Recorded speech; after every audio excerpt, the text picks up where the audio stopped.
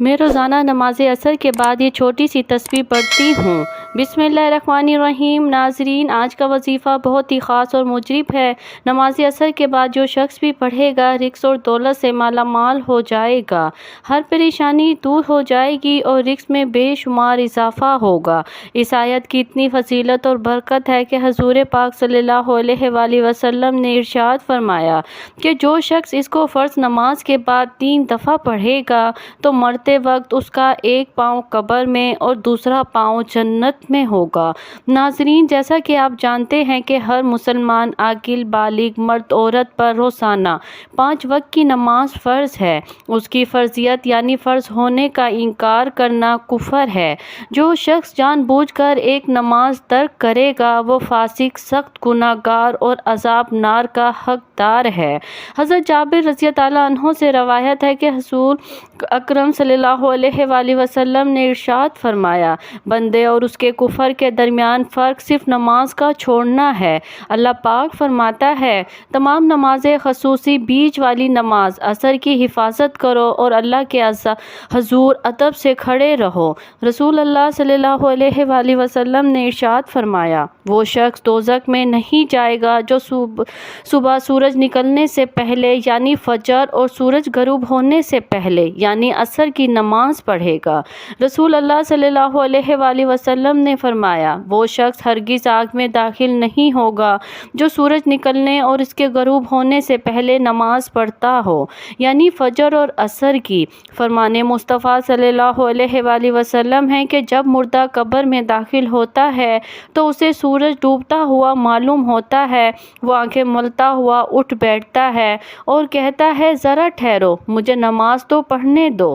مفتی احمد یار خان نعیمی رحمۃ اللہ علیہ حدیث پاک کے حصے دعوے اصلی یعنی ذرا ٹھہرو مجھے نماز تو پڑھنے دو کے بارے میں فرماتے ہیں، یعنی اے فرشتوں، سوالات بعد میں کرنا، عصر کا وقت جا رہا ہے، مجھے نماز عصر پڑھ لینے دو۔ یہ وہ شخص کہے گا جو دنیا میں نماز عصر کا پابند تھا۔ مزید فرماتے ہیں کہ ممکن ہے کہ اس پر سوال و جواب ہی نہ ہو، اور ہو بھی تو نہایت آسان ہو، کیونکہ اس کی یہ گفتگو تمام سوالوں کا جواب ہو چکی۔ حضرت ابو ہریرہ رضی اللہ عنہ سے روایت ہے کہ حضور نبی کریم صلی اللہ علیہ وآلہ وسلم فرماتے ہیں، رات اور دن کے ملائکہ نماز فجر اور عصر میں جمع ہوتے ہیں۔ جب وہ جاتے ہیں تو اللہ پاک ان سے فرماتا ہے، کہاں سے آئے ہو؟ حالانکہ اللہ خوب جانتا ہے۔ فرشتے عرض کرتے ہیں، تیرے بندوں کے پاس سے۔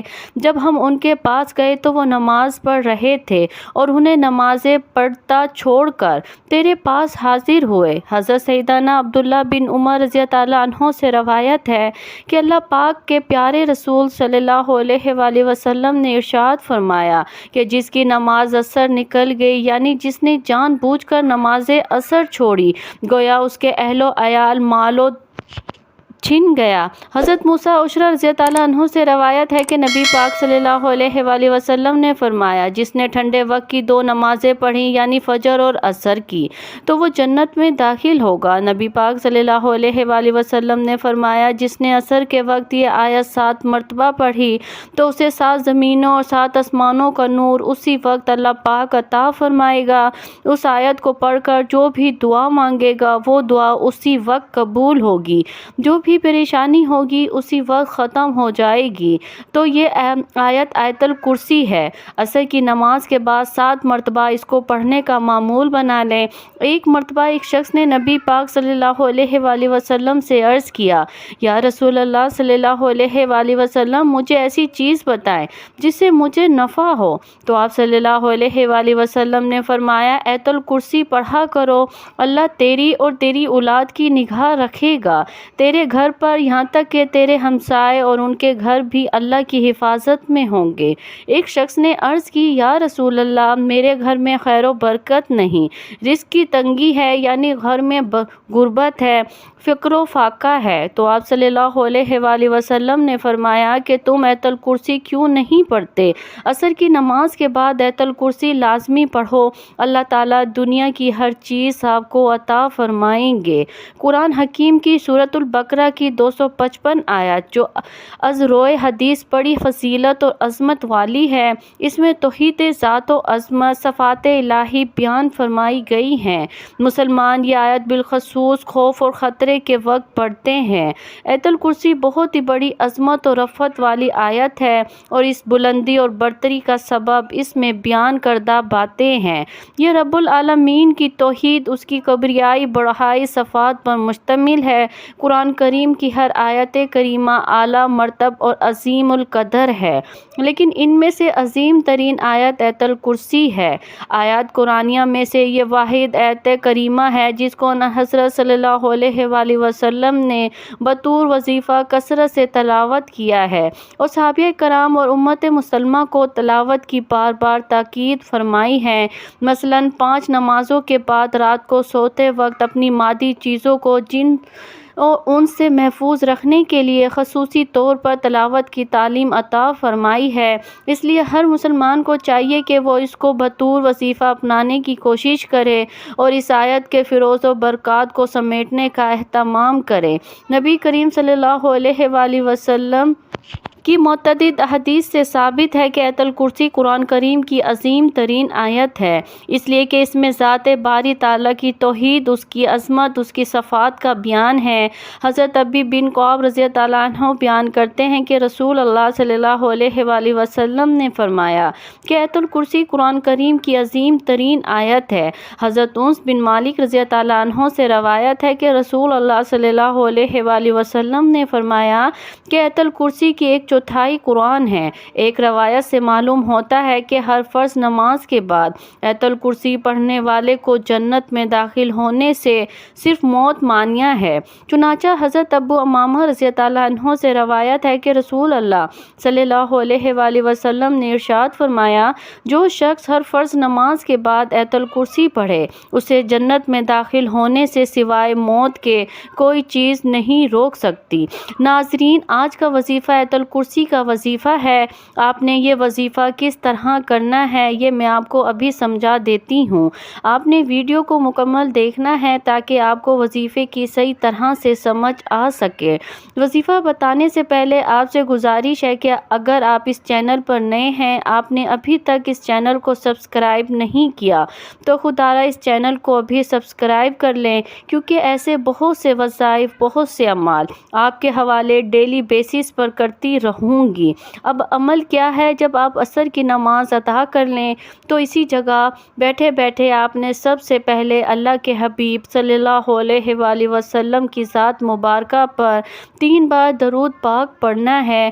کوئی بھی وظیفہ شروع کرنے سے پہلے حضور پاک صلی اللہ علیہ وآلہ وسلم کی ذات اقدس پر درود پاک پڑھنا بہت ہی ضروری ہے، کیونکہ درود پاک پڑھنے سے وظیفے کے فضائل 2 گنا بڑھ جاتے ہیں۔ درود ابراہیمی کی فضیلت ہر کوئی جانتا ہے، اس لیے آپ کوئی سا بھی وظیفہ شروع کریں تو اس سے پہلے درود پاک لازمی پڑھا کریں۔ درود پاک آپ کوئی سا بھی پڑھ سکتے ہیں جو آپ کو یاد ہو۔ آپ صلی اللہ علیہ وآلہ وسلم پڑھ لیں یا صلی اللہ علی محمد پڑھ لیں، ایک بار ثواب کی نیت سے میرے ساتھ بھی درود پاک پڑھ لیں۔ اللہم صلی علی محمد وعلی آل محمد کما صلیت علی ابراہیم وعلی آل ابراہیم انک حمید مجید۔ اللہم بارک علی محمد وعلی آل محمد کما بارکت علی ابراہیم وعلی آل ابراہیم انک حمید مجید۔ درود پاک پڑھتے ساتھ ہی فوری طور پر آپ نے سب سے پہلے اپنے مقصد کی نیت کرنی ہے۔ آپ میں سے جو کوئی جو کچھ بھی مانگنا چاہتا ہے مانگ لے۔ آج قبولیت کی گھڑیاں ہیں، آج تقدیر اور نصیب کے مقدر کا ستارہ چمک اٹھے گا انشاءاللہ۔ آج روزگار کے لیے پڑھ لو، بے اولاد ہو اولاد کے لیے پڑھ لو، تنگ دست ہو روزگار کے لیے پڑھ لو، میاں بیوی میں محبت کی کمی کے لیے پڑھ لو، نافرمان اولاد نافرمان شوہر کے لیے پڑھ لو، قرض سے نجات کے لیے پڑھ لو، من پسند شادی من پسند نوکری کے لیے پڑھ لو۔ جس کی جو حاجت ہے، جو مقصد ہے، جو خواہش ہے، آج مانگ لینا۔